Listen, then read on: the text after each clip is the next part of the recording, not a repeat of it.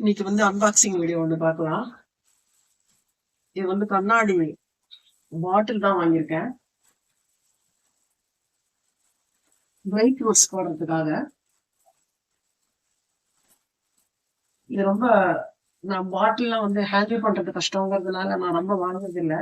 ஆனா இது சின்னதா தானே இருக்கு, ஒன்றும் அவ்வளோ ஒரு கஷ்டமா இருக்காது அப்படின்னுட்டு ரொம்ப அழகாவும் வேற இருந்தது.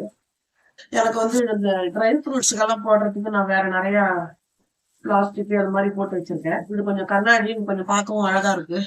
இதுல போட்டு வைக்கலாம்னு முந்திரி, திராட்சை, அப்புறம் வந்து பாதாம் இதெல்லாம் போட்டு வைக்கலாம்னு இது மூணும் சேர்ந்தது வந்து 345 ரூபான்னு வந்திருக்கு.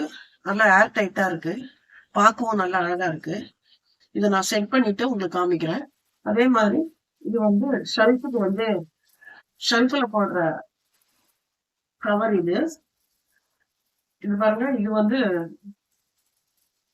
பிளாஸ்டிக்ல.